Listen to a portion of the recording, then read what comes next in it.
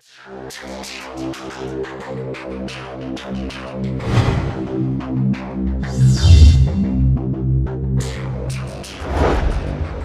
Buya, untuk selanjutnya kita bacakan pertanyaan dari sosial media. Sahabat kita Danar dari Jakarta. Assalamualaikum warahmatullahi wabarakatuh. Waalaikumsalam warahmatullahi wabarakatuh. Allahumma sholli ala Sayyidina Muhammad. Sallallahu alaihi wasallam. Buya, saya mau bertanya, akhir-akhir ini telah terjadi muktamar atau konferensi yang dilangsungkan oleh salah satu ormas di Indonesia. Salah satu ormas. Apa itu? Konferensi atau muktamar. Konferensi, ya. Yang dilangsungkan oleh salah satu ormas di Indonesia yang terjadi di berbagai provinsi mengenai keinginan untuk tegaknya khilafah Islamiyah guna menegakkan syariat Islam secara kafah. Pertanyaannya, wajibkah umat Islam memiliki khalifah yang seperti Khulafaur Rasyidin yang menyatukan umat Islam di seluruh dunia untuk menegakkan syariat Islam, dan bagaimana keadaan kita sekarang yang belum bisa menjalankan syariat Islam secara keseluruhan? Berdosakah kita karena belum bisa menjalankan semuanya? Begitu Buya pertanyaannya. Wassalamualaikum warahmatullahi wabarakatuh. Bismillah. Pembahasannya terlepas dulu dari kelompok A, B, C, D. Kita kembali kepada syariat Nabi Muhammad. Bagaimana hukumnya mendirikan imam atau khalifah atau pemimpin? Disepakati semuanya bahwasanya imam itu wajib adanya, kecuali dari kaum Khawarij yang mengatakan imam tidak wajib. Tapi semua, khususnya kaum ahli sunnati wal jamaati, adalah imam, pemimpin adalah wajib adanya. Harus kita menegakkan seorang pemimpin, sebab kalau tidak ada pemimpin berantakan. Semua ingin jadi pemimpin, menjadi perang parekrik, perang keluarga, perang suku, perang ini. Jadi pemimpin adalah dalam syariat Islam hukumnya adalah wajib. Memimpin, menegakkan kepemimpinan adalah hukumnya wajib, terserah bahasanya khilafah, terserah bahasanya. Termasuk kepresidenan itu sudah masuk bab ini. Karena pemimpin, ada masalah kebenaran dalam menegakkan syariat Islam, tinggal kita merayap di situ untuk menyempurnakan syariat Islam. Yang penting harus ada pemimpin. Sampai begitu pentingnya seorang pemimpin. Pemimpin yang fajir, pemimpin jahat lebih bagus daripada tidak ada pemimpin. Sebab apa? Kalau tidak ada pemimpin, lihat semua jadi pemimpin, berantem sana, kelompok ini gulat sana, umat yang hancur. Dan ini terjadi. Sehingga pemimpin biarpun fajir ini tetap dibutuhkan. Biarpun katanya ada seorang pemimpin yang jahat, seorang kepala negara yang dolim dan sebagainya, masih lumayan ada pemimpin daripada tidak ada pemimpin. Jadi disepakati oleh kalangan ahli Islam, kecuali sekelompok dari kaum Khawarij, bahwasanya pemimpin adalah harus ada. Yang namanya khalifah atau apapun, dan presiden masuk bab ini hanya masalah istilah saja, la musahata fil mustalah, tidak perlu berdebatan tentang keistilahan. Sampai ini digelari seorang raja pun tidak ada masalah, asalkan nanti di situ menegakkan syariat Nabi Shallallahu Alaihi Wasallam. Adapun masalah menjalankan Islam secara kafah, apa yang Anda maksud dengan kafah? Kafah itu adalah upaya, kafah itu adalah target menjadi orang yang Islamnya sempurna. Lah target tertinggi itu siapa? Nabi Muhammad. Gak ada yang bisa seperti Nabi Muhammad kecuali Nabi Muhammad. Yang lain mendekati Sayyidina Abu Bakar Siddiq, Sayyidina Umar dan sebagainya. Lalu kafah itu kayak apa? Ini kafah itu kalimat yang sering diomongin oleh orang tapi kayaknya nggak sadar. Gimana saya harus jadi Islam yang kafah? Gimana Islam kafah? Ini mau kayak Abu Bakar Siddiq? Ini mau kayak Umar bin Khattab, Sayyidina Umar bin Khattab? Atau yang bikin kayak Nabi Muhammad? Apa maksudnya Islam kafah itu? Ini ada kalimat yang sering disana, kita harus Islam yang kafah. Oh ini seperti mandu kita tingkatkan takwa kepada Allah. Setiap khotib Jumat ngomong takwa kepada Allah, kan gitu ya. Kalimat latah di lisan saja, Islam kafah. Ya sempurna, Islam kafah itu sempurna. Artinya dalam aspek, semua aspek kehidupan kita hendaknya kita warnai dengan syariat Islam. Rohnya adalah Islam. Cuman kemampuan kita dalam menerapkan ini berbeda-beda. Artinya target tinggi itu, target itu adalah Nabi Muhammad. Islam kafah adalah Nabi Muhammad. Kemudian berikutnya. Dan kita ini di tingkat mana ini? Kita terus, nah ini kita. Maksudnya adalah bagaimana kita menuju Islam kafah, hendaknya setiap umat ini selalu membuat peningkatan. Sehingga dalam semua aspek kehidupannya, mungkin dia punya ragam, 7 ragam kehidupan. Dari yang tidak islami, mulai dari perdagangannya tidak islami, kemudian sekolahnya tidak islami, kemudian rumahnya juga tidak islami. Ayo kita menuju Islam kafah satu-satu. Rumah kita dulu islami dulu. Selesai, baru besok pertokohan saya islami. Itulah masanya. Nah, ini jangan itu kalimat besar, khalifah dan kafah. Hebat bener. Ya mau saya, kita semuanya mau. Dan itu yang dicari, tapi kafah itu standarnya kayak apa? Kayak apa itu menjadi Islam kafah itu? Menerapkan syariat Islam secara utuh. Baik. Siapa yang bisa menerapkan syariat secara utuh? Maka di sini kesepakatan antara seorang pemimpin atau seorang khalifah dengan kekhilafahannya, dengan syariat Islam, dengan kesiapan umat untuk menjalankannya. Jadi Islam perlu kesadaran. Kalau tidak ada kesepakatan di sini, tidak akan bisa berjalan. Anggap saja peraturan semuanya. Setiap waktu sholat tidak boleh ada toko yang buka. Harus sholat. Artinya kan mestinya harus sholat. Orangnya nggak sadar, tutup tak nongkrong di toko. Sudah selesai tuh sholat, keluar lagi tak sholat. Loh, apakah begitu? Mana kafah?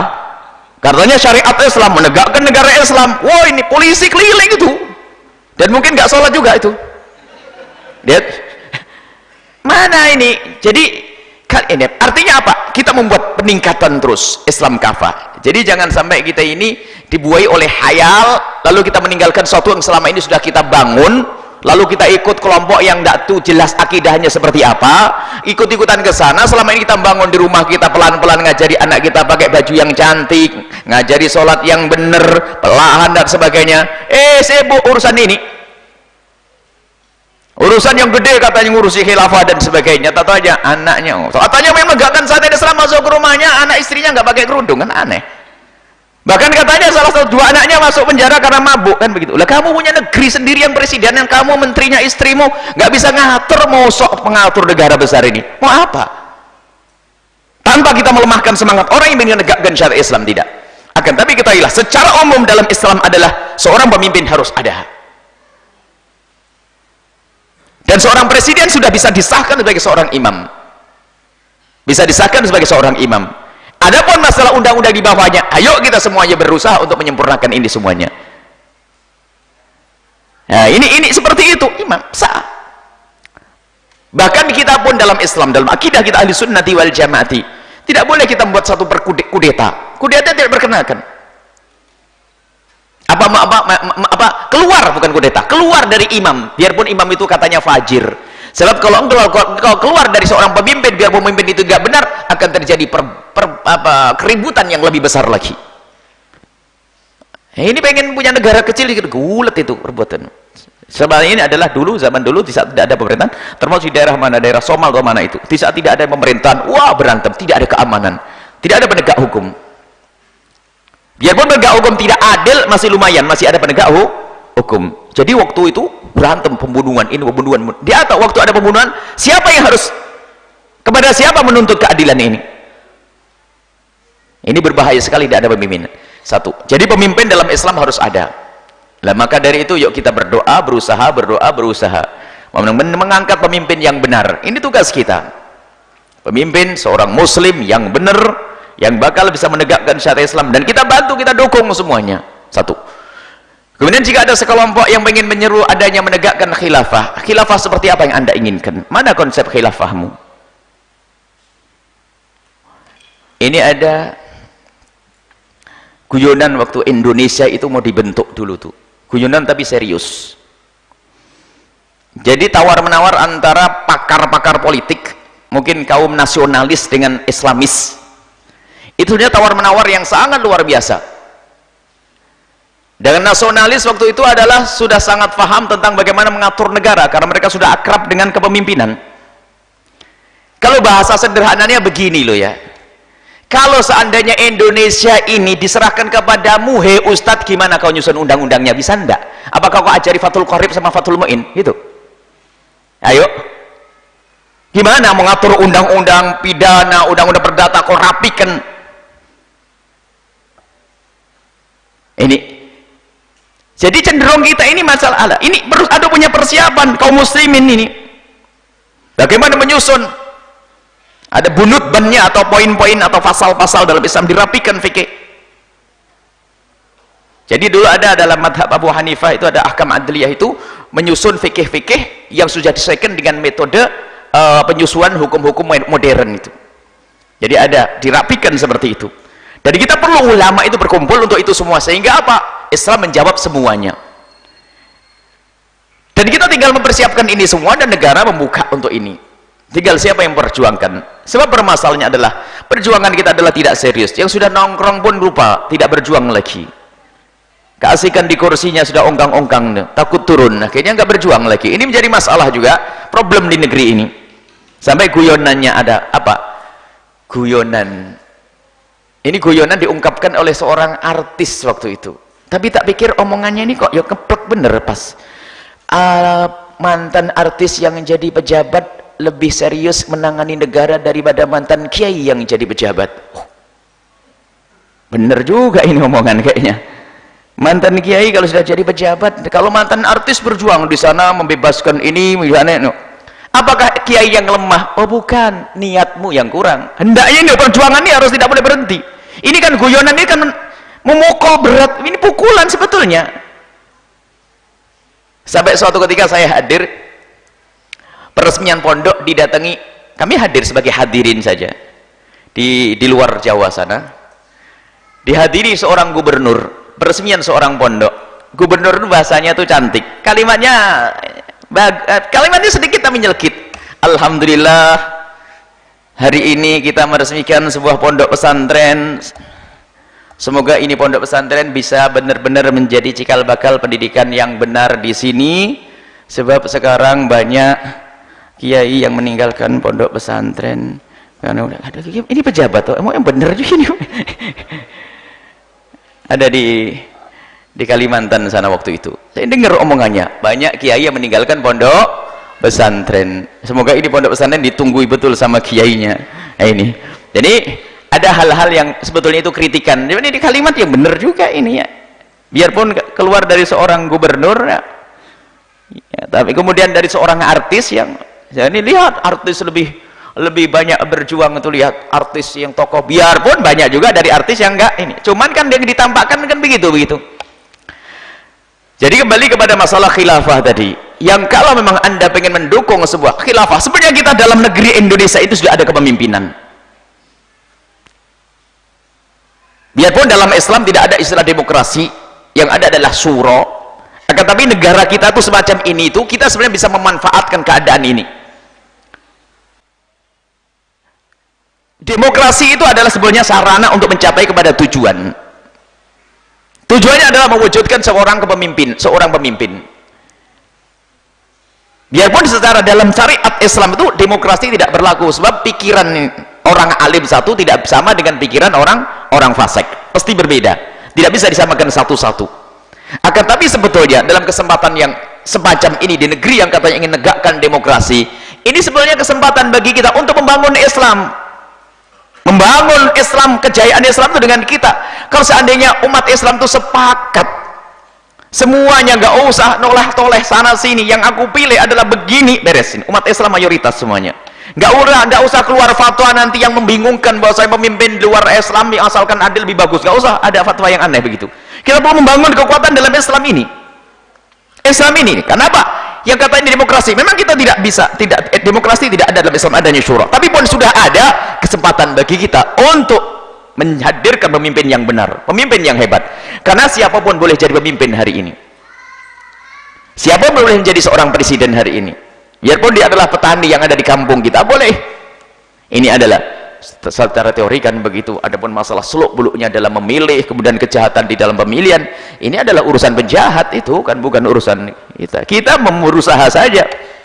Baik, jadi kemudian kalau Anda melihat orang yang ingin memperjuangkan kekhalifahan, kepemimpinan Islam, harus Anda kembalikan kepada akidah yang membawanya.